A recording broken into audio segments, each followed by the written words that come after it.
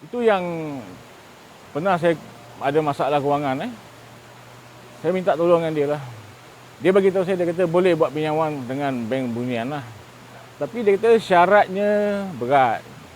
Dia kata seandainya kita pinjam walaupun RM10 sebulan, kita nak bayar ni, makhluk-makhluk alih lain halang kita untuk buat pembayaran. Pasal dia kata dia menghalang ni untuk, dia tak suka kita senang. Bila kesenangan kita ni, kita boleh buat apa benda yang kita nak buat. Dan boleh kita ganggu dia dengan cara dengan kita ada duit. Dia tak nak benda ni berlaku pada kita. Jadi dia bagi tahu lah, berat walaupun RM1 dia kata berat kita nak bayar.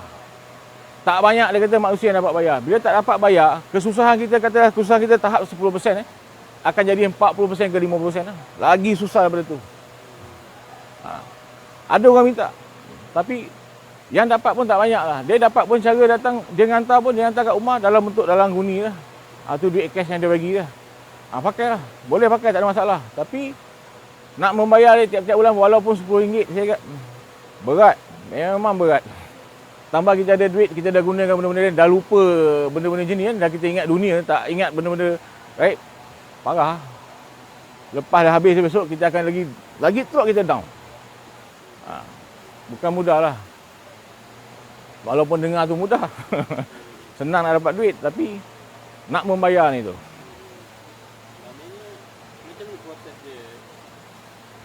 Dia proses tak susah. Proses dia macam kata dia orang bagi nombor phone. Kita boleh call. Saya pernah call dia orang.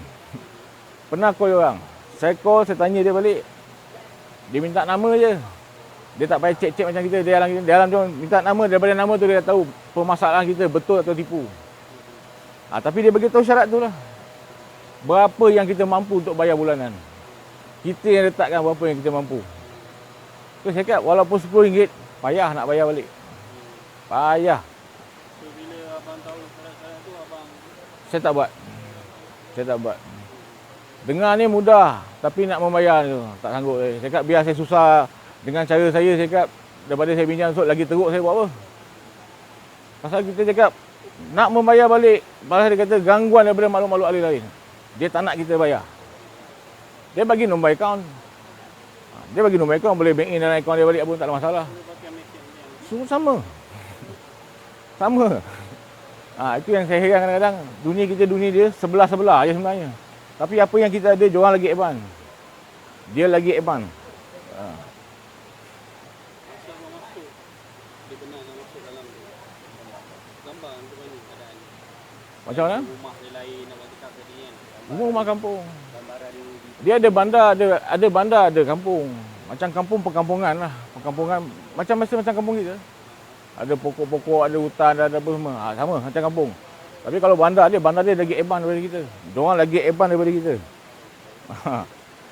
Sampai sebenarnya saya bertanya, dia kata kapal terbang yang macam sekarang kita ada apa A380 Kita baru ada, diorang ada dulu lah.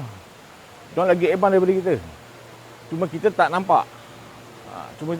Itu je. Dari segi rupa masyarakat kat sana, rupa dia macam manusia juga. Sama. Dia sama kita. Cuma pemakanan dia lain. Dia banyak benda yang dia tak makan. Dalam Quran mengatakan bawang kita tak boleh makan sebenarnya. Bawang ni kehidupan dia untuk sedut sisa toksik lain. Untuk kesegaran pokok-pokok lain. Tapi kita makan bawang. Dia orang tak makan.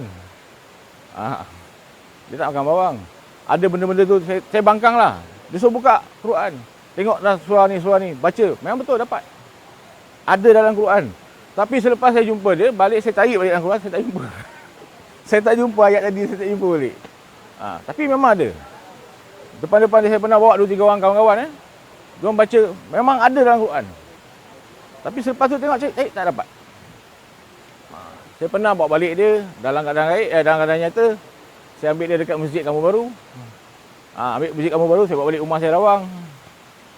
Sampai rumah tu, dia masuk kat pintu, dia kata, Alhamdulillah pendinding kau bagus. Saya tak cakap apa, dia cakap. Penjaga tu. Tu saya jumpa kawan tu, tahu jumpa rumah, tapi saya tak bagi tahu rumah saya siapa dia lah. Jadi rumah saya pun dia siapa dia, cakap kawan. Dia orang alim lah, janggut, serban putih, baju jubah, selalu dia pakai tu lah, pakaian yang dia pakai harian lah. Tapi nak jumpa dia kat masjid-masjid lah. Itu last kali saya bawa balik dia. Saya ingat dalam sekitar 2008 tak salah saya.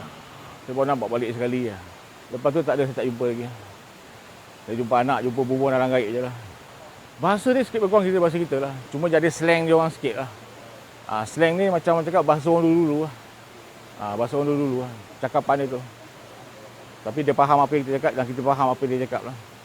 Dia banyak, biasa dia ni banyak kiasan. Dia yang bahasa banyak kiasan lah. Macam tadi yang dia kata anak tu tak mungkin hidup di darat, ikan tak mungkin hidup di darat dia cakap. Jadi kita faham apa dia cakap lah. Bahasa tu memudahkan kita faham lah.